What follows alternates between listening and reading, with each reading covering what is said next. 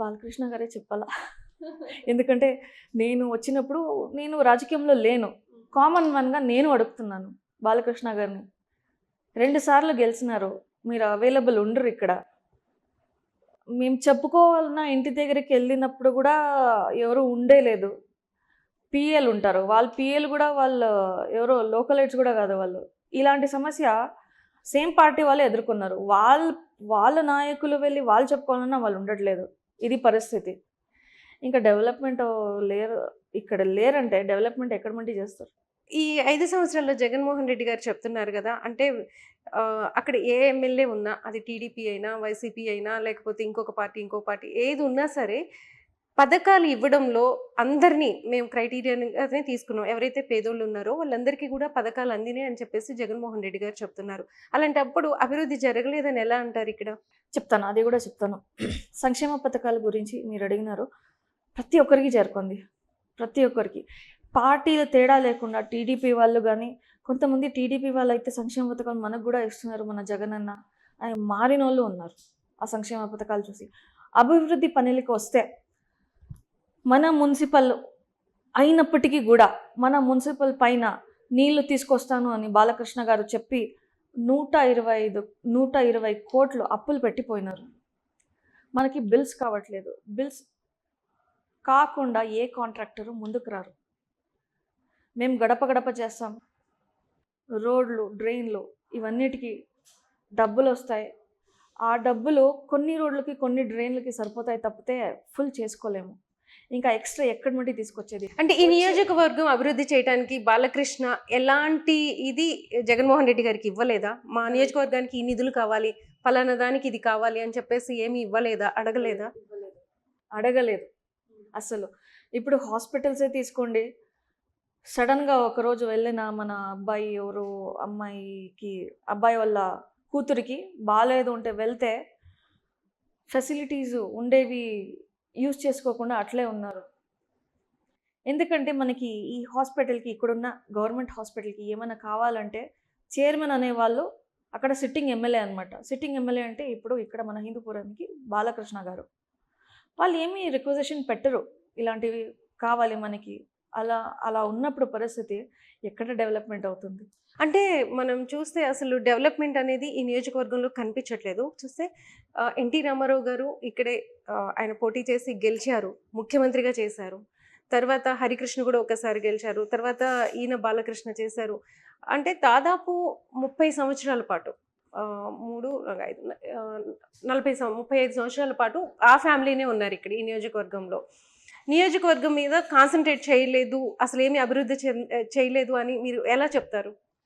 ఒకటి, ఎన్టీఆర్ గారు, పెద్ద ఎన్టీఆర్ గారు ఉన్నారు, తర్వాత హరికృష్ణ గారు ఉన్నారు. చాలామంది చెప్తారు వాళ్ళు వేసిన రోడ్లే తప్పితే బాలకృష్ణ గారు ఏమీ చేయలేదు అని. నేను చూసినప్పుడు కూడా నా ఊర్లో కూడా ఏమీ అభివృద్ధి పనులు జరగలేదు. నాది పెద్దగుడ్డంపల్లె.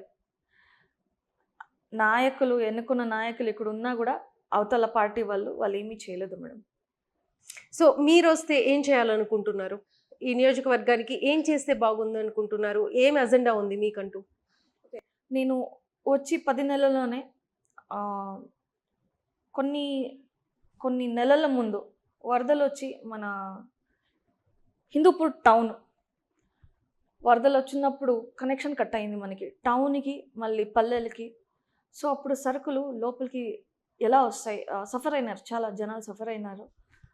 బాలకృష్ణ గారి వార్డులోనే కాలువల దగ్గర ఉన్న హౌజెస్ కొన్ని దూరంలో ఉంది, అయినప్పటికీ కాలువలు పొంగిపోయి పడిపోయి ఇవన్నీ అయిపోతే మన లీడర్స్ ఉన్నారు. ఇవన్నీ చూసి ఫస్ట్ ఇప్పుడు ఏమైనా వరదలు రావచ్చు, వర్షం వస్తే అని ఫస్ట్ బ్రిడ్జ్లు కంప్లీట్ చేసినాము. ఇది 5 బ్రిడ్జ్లు మేడం. పోచంపల్లి, శ్రీకంఠపురం, పూలకుంట, మళ్ళీ ఇంకా 2. ఇవన్నీ బాలకృష్ణ గారు కంప్లీట్ చేయడానికి 10 సంవత్సరాలు కావాలా అని నేను అడుగుతున్నాను. నేను 10 నెలల్లో ఇవన్నీ కంప్లీట్ అయినాయి. ఇది 10 నెలల్లో నేను చేసినటువంటి అభివృద్ధి. ఆల్రెడీ అయిపోయింది. మీరు ఈ పక్క వచ్చినా ఆ పక్క వచ్చినా అదే బ్రిడ్జ్ మీద మీరు వచ్చింటారు. ఇది నేను ఖచ్చితంగా చెప్తాను. నేను మన ప్రజలు ఎన్నుకుంటే గాన, నేను ఇక్కడ కూర్చుంటే గాన, మనకి ఫస్ట్ డ్రైన్లు ఎక్కడికి వెళ్ళినా ఓపెన్గా ఉన్నాయి. నేను అండర్ గ్రౌండ్ డ్రైనేజ్ సిస్టమ్ తీసుకొద్దాము అని అనుకున్నాను. అదైన తర్వాత మనకి రింగ్ రోడ్లు కనెక్ట్ అయ్యేవి ఫుల్ మన బార్డర్లు, ఇవి తీసుకొద్దాము అని అనుకున్నాను. మళ్ళీ మెయిన్గా మనకి మన మున్సిపాలిటీకి 120 crores అప్పులు ఉన్నాయి. మన జగన్ అన్నని నేను అడుగుతాను, అన్న దయచేసి ఇవన్నీ తీయండి అన్న అని. అదే కాకుండా మనకి రెవెన్యూ డివిజన్ మన ఊరిని చేసుకుందాము అని, అది నేను ఒక ప్లాన్లో ఉన్నాను. ఇంకా మన పిల్లలకి వస్తే చదువుకోవడానికి ఇంజనీరింగ్ కాలేజ్ చాలా తక్కువ ఉంది ఇక్కడ. డిగ్రీ అయితే ఉంది, గవర్నమెంట్ డిగ్రీ కాలేజెస్ తక్కువే, అది తీసుకొని వస్తాను. ఇంజనీరింగ్ కాలేజెస్ రాబోయే రోజుల్లో స్లోగా చేసుకుంటాము. నెక్స్ట్ టార్గెట్ వచ్చి IT firms. So IT firms మన యువతలందరూ బయటికి వెళ్ళిపోతున్నారు, లేకుండా ఉంటే దగ్గరకు ఉన్నటువంటి బెంగళూరు, అనంతపురము, ఇంకా వేరే చోట వెళ్ళిపోతున్నారు. ఇది చాలా బాధగా ఉంది. మన పెద్దోళ్ళు అయితే గడప గడపగా వెళ్తున్నప్పుడు వాళ్ళు చెప్తారు, లేరు ఇంట్లో కొడుకు కానీ కూతురు కానీ చూసుకోవడానికి, జాబ్ చేసుకోవడానికి పక్కలో పోయిన. చాలా బాధగా ఉంది మన హిందూపురంలో పరిస్థితి. సో చిన్న చిన్న బిజినెస్ ఫర్మ్స్, ఐటీ ఫర్మ్స్ తీసుకొద్దామని నా ప్లాన్స్. అంటే బాలకృష్ణ మీద పోటీ చేయాలి అంటే చాలా దమ్మున్న పర్సన్ని జగన్మోహన్ రెడ్డి ఎన్నుకోవాలి. కానీ ఒక సాధారణ బీసీ కుటుంబానికి చెందిన దీపికాని ఆయన ఎన్నుకున్నారు అని చెప్పేసి కూడా చాలా కామెంట్స్ వచ్చినాయి. మీరేమంటారు? ఒకటి, బాలకృష్ణ గారు సినిమాలో చేస్తారు, పెద్ద స్టారే, ఆయనకి నేను కూడా అభిమానినే.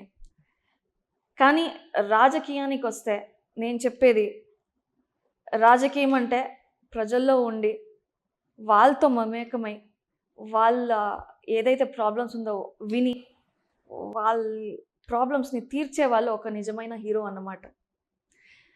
సినిమాలో హీరో వేరు, నిజ జీవితాల్లో అంటే జనాల నియోజకవర్గంలో మధ్యలో- చాలా మంది దెబ్బలు కూడా తింటున్నారు ఆయన చేతుల్లో. కామెంట్ చేయను. నేనైతే అవైలబుల్ ఉంటాను మన ప్రజల్లోకి.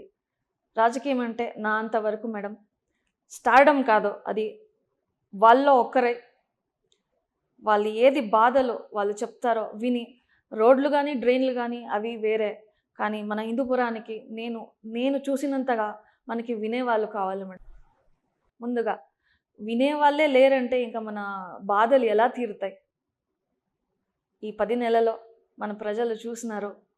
ఇప్పుడు కూడా నేను చెప్తాను, నేను ఉంటాను మన ప్రజలకి, మన జగనన్న తరపున ఎల్లప్పుడూ వాళ్ళ సేవలో ఉంటాను.